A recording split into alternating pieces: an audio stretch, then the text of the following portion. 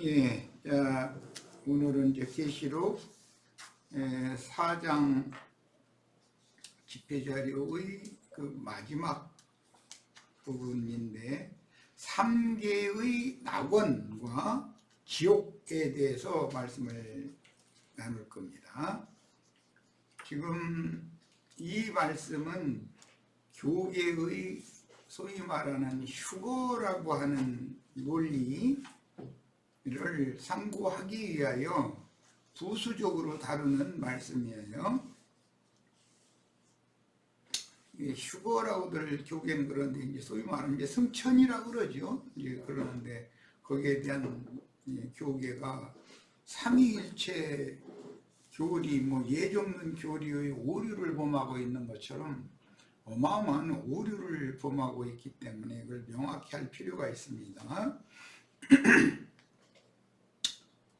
3계라는 것은 주님의 창조세계는 천상세계와 지상세계와 지하세계가 있다. 이것은 이제 3계라고 표현을 한 거예요. 천상세계와 지상세계 그리고 지하세계의 3계에는 낙원과 지옥이 구별이 되는데 천상세계의 영원한 생명의 세계는 거룩한 성 새 예루살렘, 기호로는 예루살렘의 주제자께서 다스리는 영계이며 영원한 멸망의 세계는 불못입니다. 지상세계의 낙원은 그리스도의 몸인 교회와 세상으로 나뉘며 음녀와 짐승들의 세계인 세상교회는 배나 더 지옥 자식들이 모여서 크고 붉은 용인 마귀 사탄을 숭배하는 우상 숭배자들인 마귀의 자녀들이 세운 짐승의 몸인 악한 영들과 더러운 귀신들의 욱이 주님의 교회와 구별이 됩니다. 바다로 상징되는 현세의 연장인 사후세계 곧 음부에도 안식의 주인인 주님의 품으로 대표되는 구약성경에는 아버지의 품, 아브라함의 품이라고 이렇게 되어 있죠. 신약성경에는 인자 예수 아들의 품으로 기록이 됐어요. 음부의 낙원과 불꽃 가운데에서 영혼의 쉼을 빼앗긴 자들이 들어갈 음부의 지옥이 구별됩니다. 불꽃 가운데 쉼이 없이 고민한다고 표현을 했어요. 고린도후서 12장 1절로 10절을 인용했는데 같이 읽어보도록 하겠습니다. 고린도후서 12장 1절로 10절입니다. 바울 사도의 체험이죠. 셋째 하늘에 이끌려간 거예요. 계시록에서는 형제 요한이 하나님의 보좌, 어린 양의 보좌 앞으로 이끌려갔었죠. 자, 무익하나마 내가 부득불 자랑하노니 주의 환상과 계시를 말하리라. 내가 그리스도 안에 있는 한 사람을 아노니, 그리스도 안에 있는 한 사람이라는 말과 첫 아담 안에 있는 옛사람 또는 어떤 한 사람 하는 것은 대별되는 용어다. 이것을 그리스도 예수 안에 있는 사람과 첫 아담 안에 있는 사람, 즉 육신에 있는 사람, 영에 있는 사람, 이걸 구별을 명확하게 할 필요가 있어요. 그는 14년 전에 셋째 하늘에 이끌려 간 자라. 좀 난해한 말이죠. 셋째라는 것은 서수이니까 첫째, 둘째, 셋째 하늘이 이렇게 세 부분으로 나눠져 있다라고는 그런 개념이죠.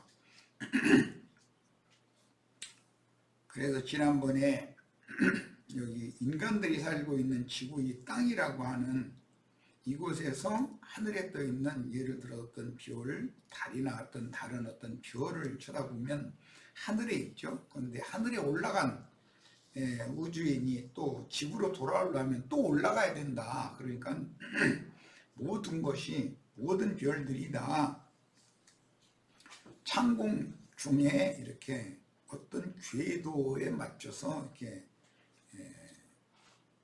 궤도를 돌고 있는 것이다. 그걸 기본적으로 이해를 하셔야 됩니다. 여기에서 저기를 보면 저기가 하늘이고, 저기에서 여기를 보면 여기도 하늘이다.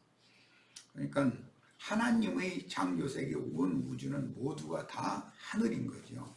그리고 사람이 발을 딛고 살고 있는 이것은 이제 흔히 말하는 땅이라고 그러는데, 이 땅도 또 바다와 이 묻이 구별이 되어 있죠.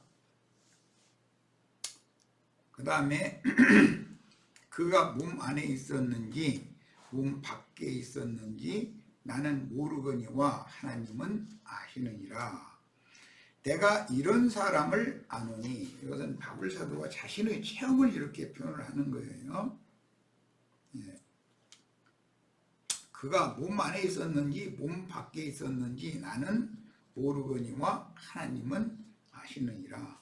이게 이제 환상과 계시를 볼 때 이런 상태에서 봤다는 거죠. 자,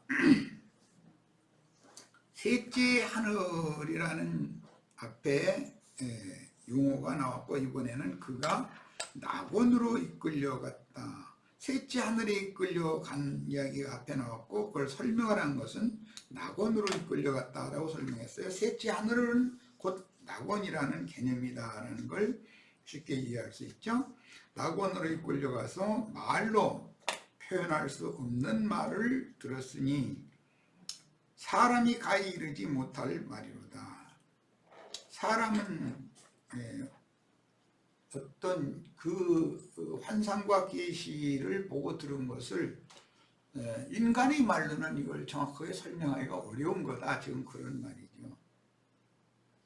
이제 이런 것은 어떤 당신의 종에게 필요하기 때문에 불러서 이제 이런 환상과 계시를 보여줄 수가 있지만, 이런 것을 잘못 말하면은 미친 사람으로 취급받게 마련이고 오해받기가 쉽기 때문에 그 사람 뭐 특별한 사람인가 이러고 또 그럴 우려도 많죠. 성경에 있는 모든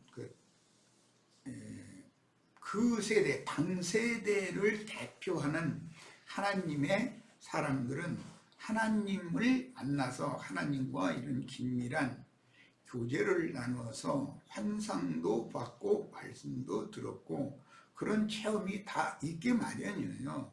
근데 그 사람은 그 세대를 대표하는 사람이죠. 그렇지만 그런 것을 잘못 발설하고 자랑 삼아서 얘기하고 그럼 그 사람 뭐 특별한 사람인가 이렇게 오해를 받아서 우상이 될 우려가 상당히 많기 때문에 정말로 매우 조심해야 되는 문제인 거죠. 이 문제는. 자, 그가 낙원으로 이끌려가서 말로 표현할 수 없는 말을 들었으니 사람이 가히 이르지 못할 말이로다. 셋째 하늘 낙원, 이런 표현은 성막이나 성전의 비유에서는 마당지나 성소지나 지성소의 하나님의 영광의 임재처소 보좌 앞에 영의 감동을 통해서 데려감을 받아서 그곳에서 하나님께서 앞으로 해야 될 그 종이 해야 될 그런 사명을 위임하는 것이죠. 그런 것을 보고 들은 것이 없이 말을 하면 그저 신천지의 이만희가 자기는 보고 들었다고 그러던데, 그러면 그 거짓말하는 사람이 될 수가 있죠. 자, 낙원이라는 게 개념이 지상세계인 우리들에게 적용을 하면은 그리스도의 몸된 교회가 낙원이고, 지옥이라는 개념은 세상은 지옥이다. 그런데 세상보다 더 깊은 지옥이 있는데 그것은 세상 교계다. 이런 것을 꼭 이해를 하셔야 됩니다. 배나도 지옥 자식들, 세상 사람들은 이미 지옥 자식들이죠. 그런데 세상 교계에 속한 사람들은 배나 더 지옥 자식들이 된 거예요. 세상 교계라는 것은 마귀의 그 왕좌가 있는 것이죠. 계시록에서는 벌가모 교회에 사단의 위 보좌가 거기 있다 그랬어요. 그 다음에 누가복음 23장 42절로 43절에서 보면 두 강도와 함께 못 박히셨는데 못 박힘을 당해서 죽기 직전에 주 예수여 당신의 나라가 임할 때 내 이름을 기억하소서 하니까 네가 오늘 나와 함께 낙원에 있으리라 이렇게 답변을 해 주셨어요. 그 오늘이라는 것은 예수와 함께 죽은 사람이죠. 그 사람이 그 육신의 몸은 죽었지만 그 영혼은 낙원에 간다, 들어간다 그 말이에요. 그 말은 예수 안에 들어가는 것을 실제적으로는 말하는 거예요. 그래서 누가복음 23장 42절로 43절에서 나오는 낙원이라는 표현은 이 티끌로 지어주신 이 육의 몸과 이 몸속에 하나님의 생기를 불어넣어서 지어주신 속그릇 혼과 영이라고 하는 속사람이 이제 분리되는 것을 세상 교계에서는 죽음이다 그래요. 그런데 실제적으로 영원한 죽음이라는 것은 영생이신 그리스도에게서 분리되는 것, 그것이 영원한 멸망인 거예요. 자, 속세의 이런 육의 몸의 죽음이라는 것은 영원한 영적인 멸망의 죽음, 영원한 완전한 죽음에 대한 표상이 되는 것이지 육의 몸이 죽는다고 해서 그 사람의 영혼도 소멸된다 뭐 이런 말들을 하지만 그건 거짓말하는 거예요. 누구는 주의 품에 들어가서 안식, 쉼을 얻고 위로를 받을 수 있고, 누구는 사후세계의 음부의 지옥, 불꽃 가운데 들어가서 그 영혼이 힘을 얻지 못하고 끊임없는 고민에 들어갈 수가 있어요. 그래도 그것이 완전한 심판은 아니에요. 그 천년이 찬 후에 그를 영원한 불못에 이제 던져놓으면 완전히 그리스도께로부터 분리되는 거예요. 그것은 영원한 죽음이에요. 자, 계시록 2장 7절과 계시록 22장 1절로 2절의 낙원이라는 말이 또 나오는데 거기는 하나님의 낙원이라고 되어 있죠. 그 낙원은 천상세계의 낙원이다. 사후세계에서 천상세계로 가려면 부활 때에 주 안에서 자던 자들이 함께 일어나서 그리스도의 심판대를 통과해서 영의 몸으로 덧입혀진 상태로 거룩한 성 새 예루살렘에 들어가는 것, 그걸 흔히 말하는 기독교에서는 휴거된다 이렇게 말하는데, 그것은 승천하는 것으로서 이미 이 생에서부터 영이 주 안에 있는 사람들, 그리스도 예수 안에 있는 사람들은 그 상태가 계속 연장되는 상태인 것이지, 어떤 기독교계 사람들이 생각하는 것처럼 육신의 몸이 죽지도 않고 호련히 뭐 변화돼서 어디 뭐 공중 구름 속 어디로 올라간다, 그것을 휴거라고 한다 뭐 이런 식으로 가르치는데, 그것은 문자상으로는 그게 틀린 말이 아니에요. 공중 구름 속으로 끌어올린다고 그랬으니까. 그러면 공중이라는 개념을 기본적으로 이해를 하셔야 되는 거고, 공중에 떠다니는 구름이라고 하면 물질계의 공중이나 물질계의 구름을 말하는 것이 아닐 것이지 않냐 이 말이에요. 영의 세계인데. 그래서 공중 구름이라고 하는 그 세계는 우주가 모두 공간, 창공이다 라는 걸 이미 말씀드렸고, 그건 표상이고 예수님의 마음은 무한하다. 예수님의 마음 세계로 들어가는 거예요. 그런데 이 세상에 이미 있어야 돼. 예수와 영적으로 주 아빠의 한 영이 되어야 되고, 주 안에 거한다라는 말은 예수님의 예수님의 마음 안에 연합되어 있어야 된다, 그런 말이에요. 그 사람이 주님께 버림을 받지 않고 끝내 믿음을 지키고 주 안에서 은혜 안에 지킴을 받는다면 사후세계에도 육의 몸을 벗었을 뿐이지 동일한 연장선상에 이어지게 마련인 것이죠. 이 생에서 이미 지옥 자식이 돼서 세상을 생지옥이라고 그러죠. 그의 영과 정신세계가 세상에 완전히 사로잡혀 있는 사람은 이미 지옥 자식인 거예요. 이미 지옥에 있는 거예요.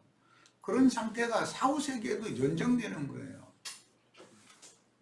그런데 이 생에 육의 몸을 입고 살아있는 동안은 구원의 날이고 은혜의 때이기 때문에 그리스도께로 회개하고 돌이켜서 은혜로 구속받고 진리의 말씀이 믿어져서 거듭나고 동일한 말씀으로 생명의 양육을 받아서 속사람이 온전케 되는 구원을 이루는 교회 생활을 실행하다가 사후세계로 들어가서 연장선상에서 음부의 낙원을 지배하시는, 지상세계만 지배하시는 것이 아니죠.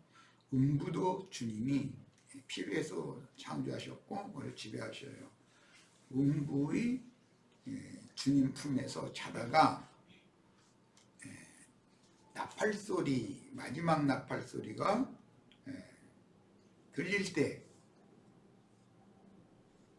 주와 함께 그 부활에 참여해서 승천을 한다 그랬는데, 이것은 새 하늘과 새 땅의 새 우주를 유업으로 받는 후사가 된다, 그런 말이에요.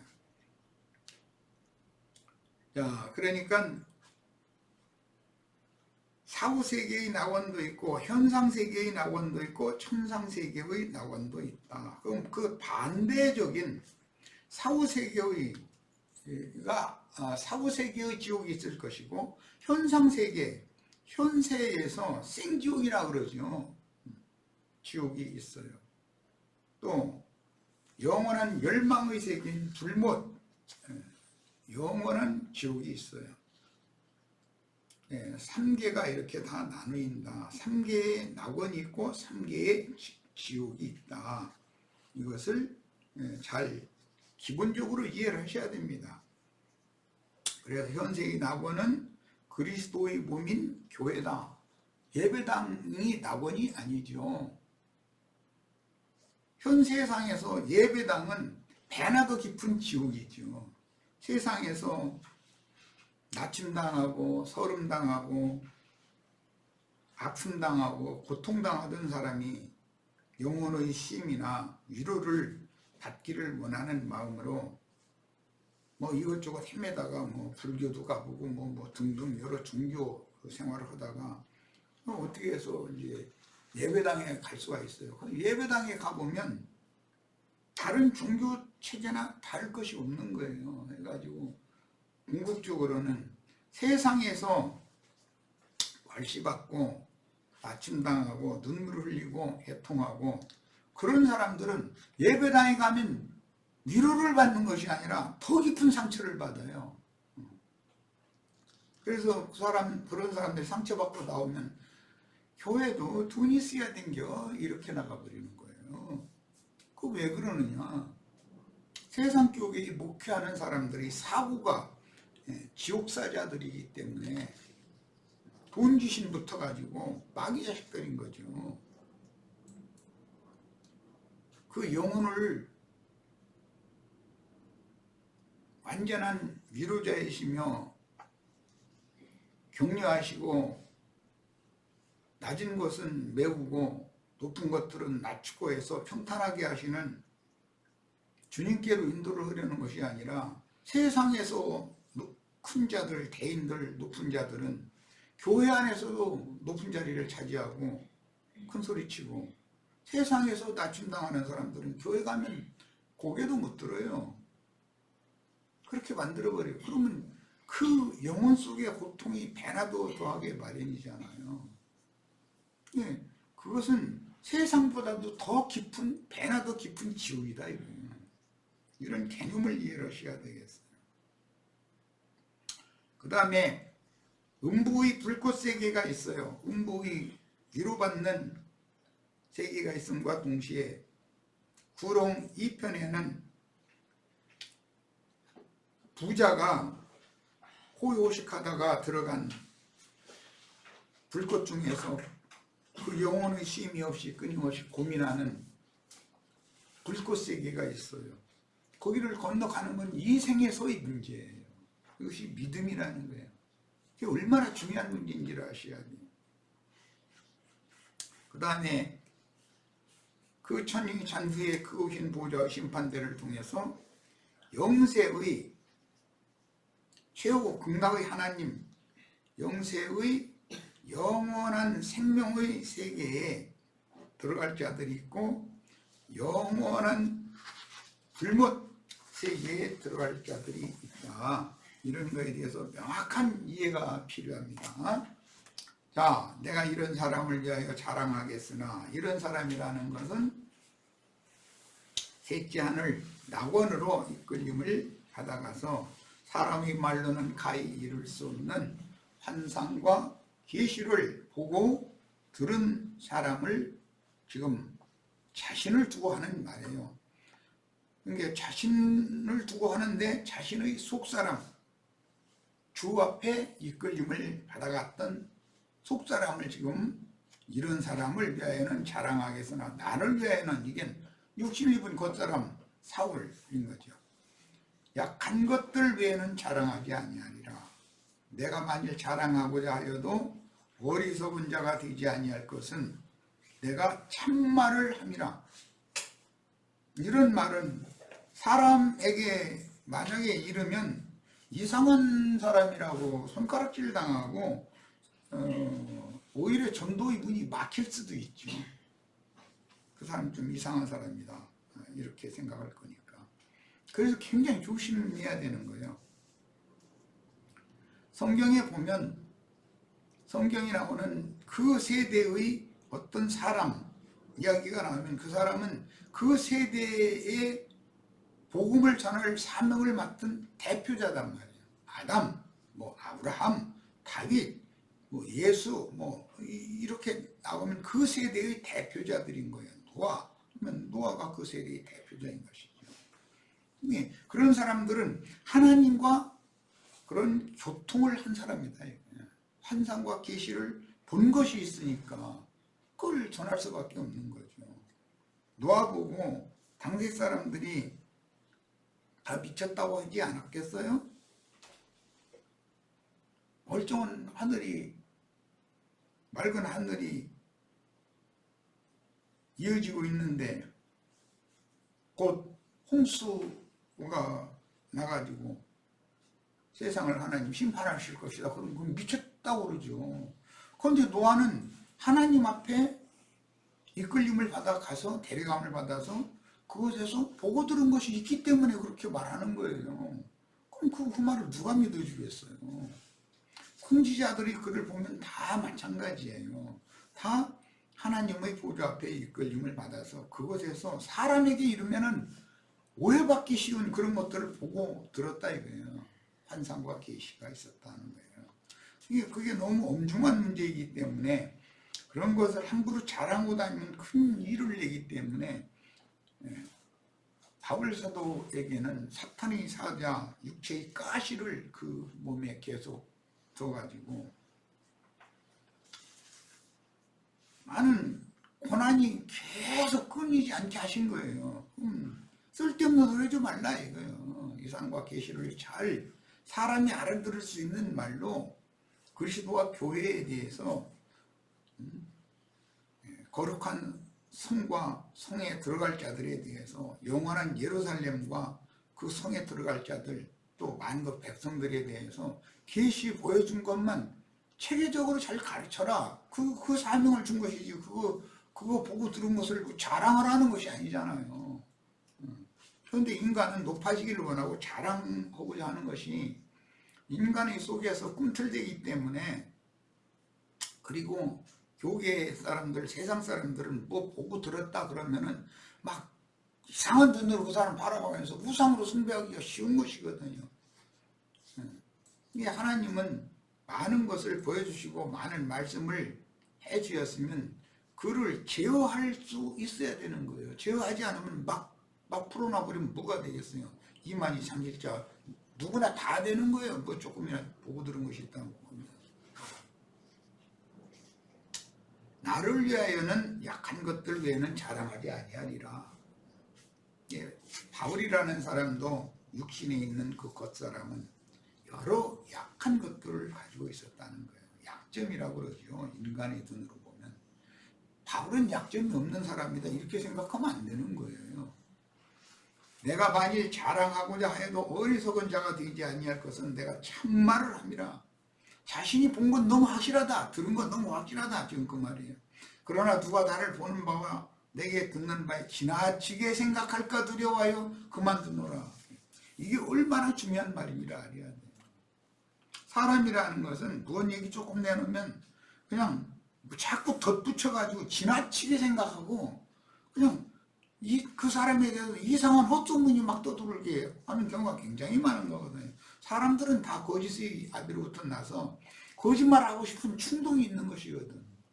진실만을 말하는 건 쉽지 않은 거예요.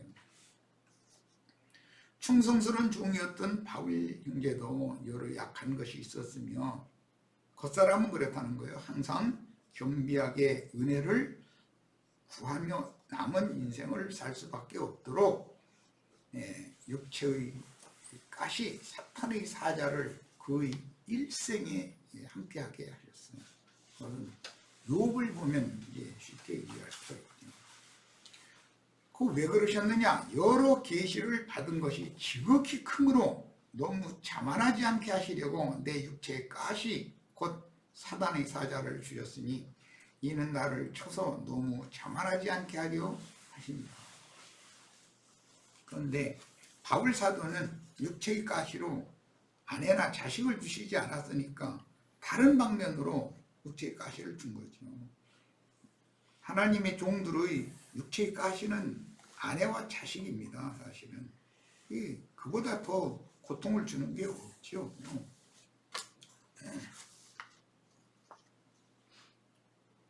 바울 사도는 이처럼 3개의 비밀을 계시로 받은 사람이었어요.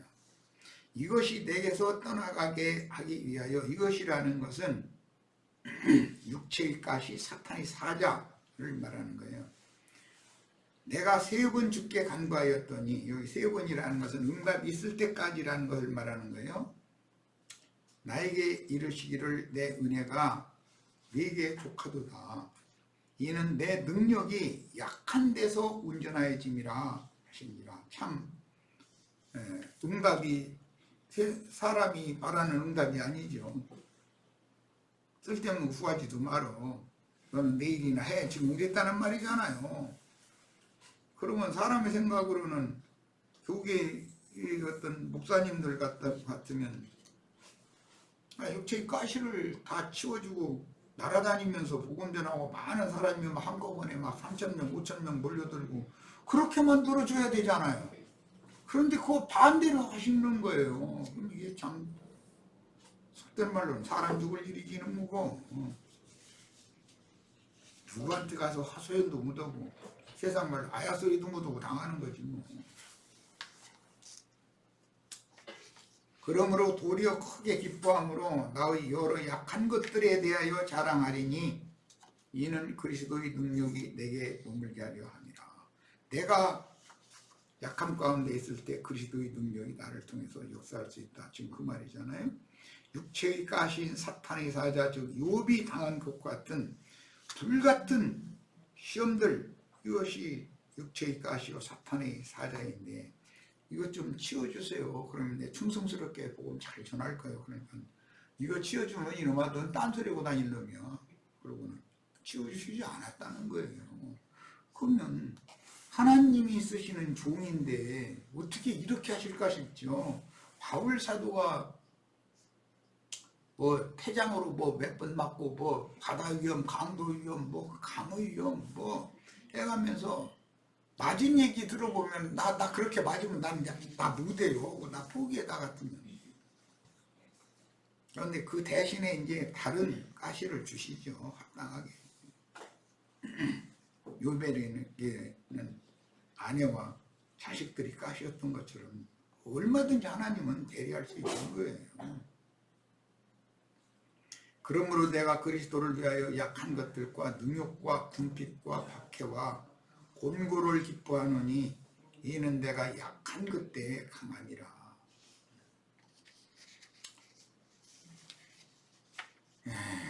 뭐 감수한다 이러는데 생명의 수를 감수하는 것은 사탄이 사람을 죽이는 거잖아요. 그게 육체의 가시거든. 그걸 통해서 죽이는 거거든. 근데 그렇게 안 하면 사람이 후퇴되는 만큼 속사람이 낡아지고 없어져 가야 되는데 그게 잘 안 되거든. 그러니까 하나님 이렇게 하시는 거예요. 계시록 4장 1절로 4절 이건 요한의 형제 요한의 체험입니다. 이 일 후에 내가 보니 하늘에 열린 문이 있는데 이 열린 문이라는 이야기는 내가 많이 설명했어요. 대표적인 것은 야곱의 베델 체험이죠. 내가 들은 바 처음에 내게 말하던 나팔소리 같은 그 음성이 이르되 이리로 올라오라. 열린 문을 통해서 주님의 보좌 앞으로 올라오라 라고 명령이 난 거예요. 이후에 마땅히 일어날 일들을 내가 네게 보이리라. 보이는 건 환상이고 계시이고 그 다음에 보이면 거기에 대한 부수적인 이것은 무엇이라는 설명을 해 주셔야 되니까 그건 말씀을 받는 거죠. 내가 곧 성령에 감동되었더니 성령의 영이 감동을 한 상태예요. 보라, 하늘의 보좌를 베풀었고 주님의 보좌가 열린 문 너머로 이제 있는 거죠. 그 보좌 위에 앉으신 이가 있는데 앉으신 이의 모양이 벽옥과 홍보석 같고 또 무지개가 있어 보좌에 들렸는데 그 모양이 목보석 같더라. 하나님은 그분의 얼굴을 사람에게 직접적으로 보시지를 않아요. 천둥병력과 같은 음성은 분명히 위에서 들리는데 그분의 무슨 얼굴이 뭐 사람 얼굴 같이 뭐 그런 식으로 이건 형상화시키는 것이지 그렇게 나타나시는 것이 아니죠. 모르겠어요. 다른 뭐 어떤 분들에게는 어떻게 보셨는지. 얼굴은 우주 자체죠. 또 보좌에 들려 24 보좌들이 있고 그 보좌들 위에 24 장로들이 흰옷을 입고 머리에 금관을 쓰고 앉았더라. 출애굽기 28장 6절로 30절에 보면 대제사장이 1년 1차 의식 속죄일 자기에게 맡긴 백성들의 속죄를 위하여 지성소에 들어갈 때에는 반드시 제사장의 대사제의 복장을 갖추고 들어가야 되는데 흉패라고 하는 네모 반듯한 그런 주머니에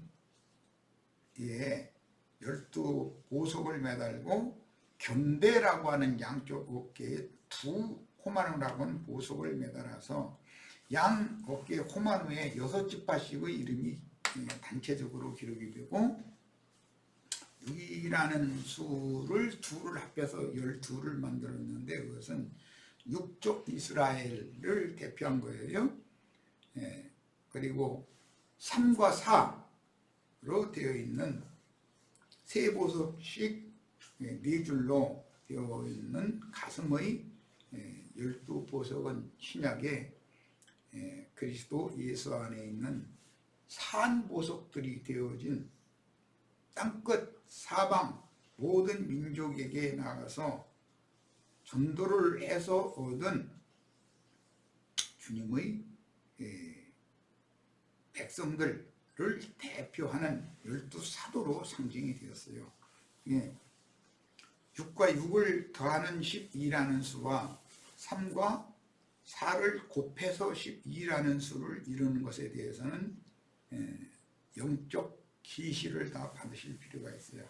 구약 모든 백성들을 대표하는 12지파, 신약의 모든 백성들을 대표하는 12사도, 이것은 합하면 24장로로 완성이 되는 거예요. 이건 대표성을 갖는 거예요. 자, 흔히 휴거라고 말하는 위로 들림을 받는다는 말의 뜻은 영어로는 rapture 혹은 snatched up 이라는 단어인데, 그 의미는 큰 기쁨, 광희, 환희, 황홀, 기뻐짐, 엑스타시라고 그러죠.